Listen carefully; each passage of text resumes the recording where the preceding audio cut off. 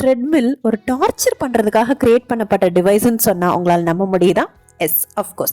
1818 இங்கிலாண்டை சேர்ந்த இன்ஜினியர் தான் William cubit அப்படிங்கிறவர். ஸோ அவர் ஜெயிலில் இருக்கிற கைதிகள் எல்லாருமே ரொம்ப ஃப்ரீயாக டைம் ஸ்பெண்ட் பண்ணிக்கிட்டு பேசிக்கிட்டு எந்த ஒரு ஒர்க்குமே பண்ணாமல் தான் பண்ண தப்புக்கு குற்ற உணர்வும் இல்லாமல் இருக்கிறத பார்க்குறாரு. ஸோ அவங்களுக்கு தண்டனை ரொம்ப சிவியராக இருக்கணும், பனிஷ்மெண்ட் பண்ணுற விதமாக இருக்கணும். அண்ட் தென் அவங்க பண்ணுற வேலை அங்கே ஏதாவது யூஸ்ஃபுல்லான வேலை அவங்க பார்க்கணும் அப்படின்னு சொல்லி நினைக்கிறாரு.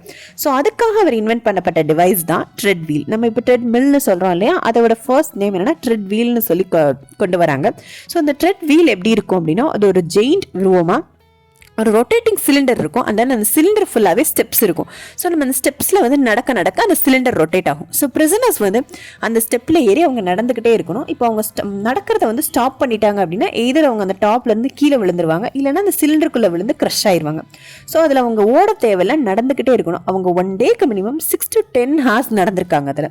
ஸோ அதில் அவங்க நடந்துக்கிட்டே இருக்கிற எனர்ஜியை யூஸ் பண்ணி அவங்க அடியில் தானியங்களும் ஃபிக்ஸ் பண்ணியிருக்காங்க. ஸோ நடக்க நடக்க அங்கே தானியங்களும் கிரைண்ட் பண்ணியிருக்காங்க. ஸோ நம்ம இப்போ எப்படி மில்ல நம்ம கொடுத்து அரைப்போம் இல்லையா, ஸோ அந்த மாதிரி ஒரு மிஷின் மாதிரி இவங்களை யூஸ் பண்ணியிருக்காங்க அங்கே பிரிசனர்ஸ்லாம். இவங்க அந்த சிலிண்டர் மேலே ஏறி நடக்க நடக்க அடியில் இருக்கிற தானியங்கள்லாம் கிரைண்ட் ஆயிருக்கும். ஸோ அதனால தான் ட்ரெட் வீல் அப்படிங்கிறதுல ட்ரெட் மில் அப்படின்னு சொல்லி பேர் மாற்றப்பட்டுச்சு. மில்ல தான் அரைக்க கொடுப்போம் இல்லையா, ஸோ ட்ரெட் மில்னு சேஞ்ச் ஆச்சு. இது அவங்களுக்கு ஒரு பயங்கர டார்ச்சர் பண்ணுற விதமாக இருந்துச்சு. ஃபிசிக்கலி உடம்பளவில் மட்டும் இது அவங்களுக்கு பெயின் இல்லாமல் மனசளவுலேயே அவங்களை ரொம்ப மென்டலி டார்ச்சர் பண்ணுற மாதிரி இருந்துச்சு. பிகாஸ் அங்கே இருக்கிற கைதிகள் 1 டேக்கு மட்டுமே பல்லாயிரக்கணக்கான ஸ்டெப்ஸ் நடந்தாங்க. ஸோ அந்த அங்கே ஸ்ட்ரிக்ட் ரூல்ஸ் இருந்தது. என்னென்னா, நடக்கும்போது ஒரு கைதி இன்னொரு கைதி கிட்ட பேசக்கூடாது.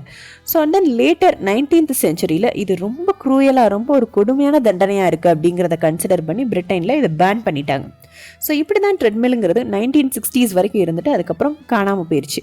ஸோ லேட்டர் டாக்டர்ஸ் என்ன யோசிக்கிறாங்கன்னா, ஸோ இந்த மாதிரி ஸ்டெப்ஸில் நடக்கிறது ஹார்ட் ஹெல்த்துக்கு ரொம்ப நல்லது அப்படின்னு சொல்லி தான் நெக்ஸ்ட் இந்த ட்ரெட்மில்லுங்கிற மிஷின் அதை டிசைன் பண்ணி கொண்டு வரப்படுது.